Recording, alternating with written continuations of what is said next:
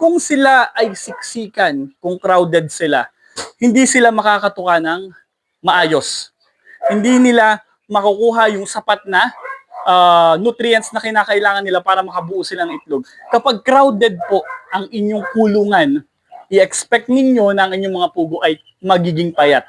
Kapag payat po ang mga pugo, i-expect ninyo na yung mga pugo na yan ay hindi sila makakaitlog ng tama. Akala nyo lang kikita kayo pero technically hindi. Mas marami pa rin ang volume ng mga pugo nyo na hindi iitlog araw-araw. Kasi nga, hindi naman sila nakakatuka ng maayos.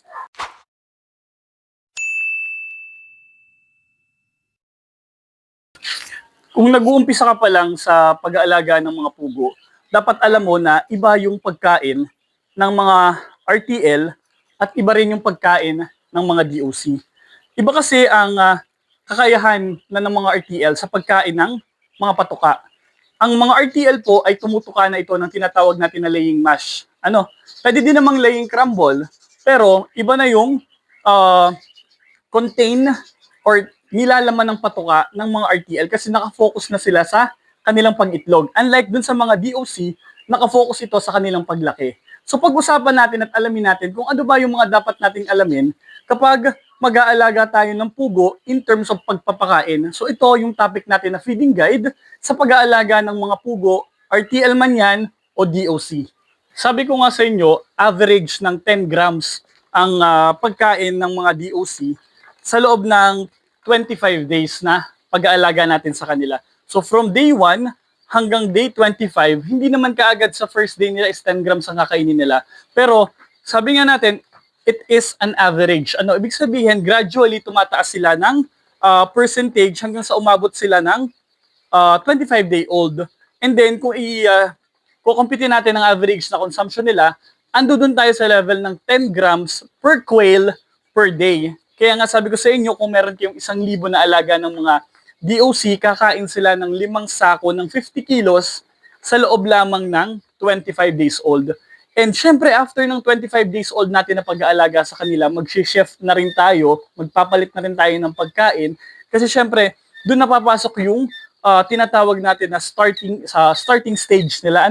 Hindi agad natin sila papakainin ng laying mash, pero kailangan na nating i-shift yung components ng kinakain nila from chick booster na ang purpose is para sila lumaki to starter mash. Ika nga is preparation na tayo dahil inihahanda na natin yung ating mga DOC or yung mga RTL kung 25 days old na papunta dun sa process ng kanilang pag-itlog.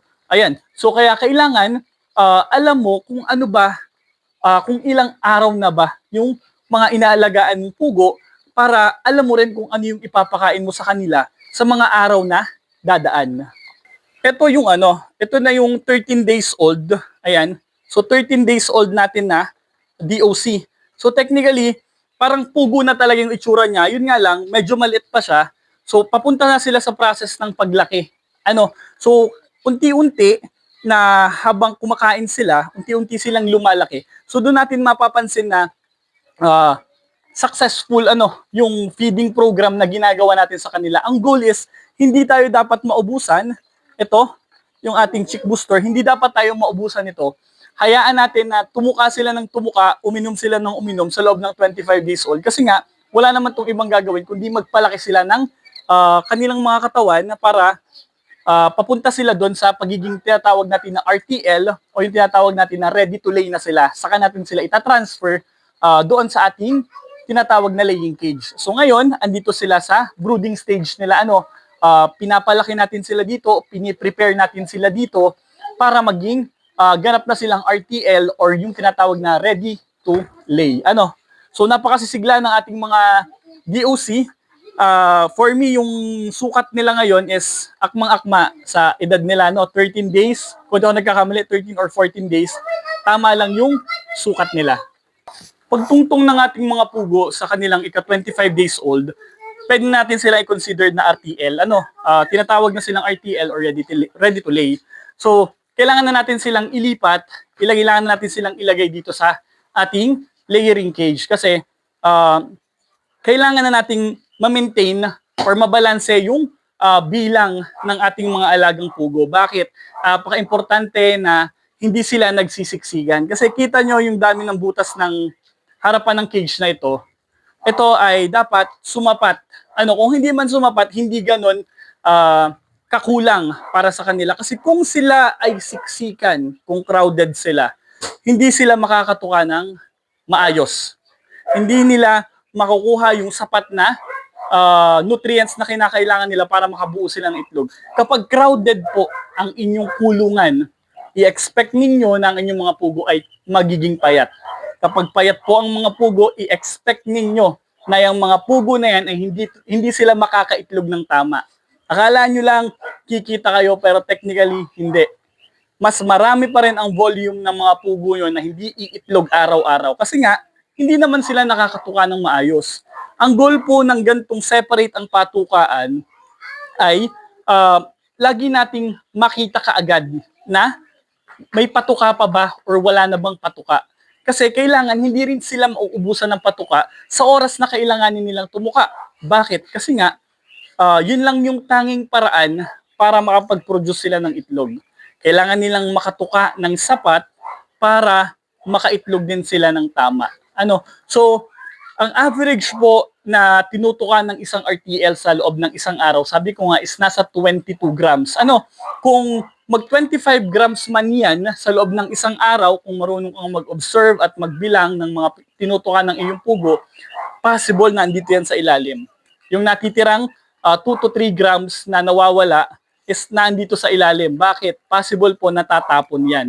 So, depende pa rin yan sa klase ng patuka na ibinibigay ninyo sa inyong mga alagang pugo.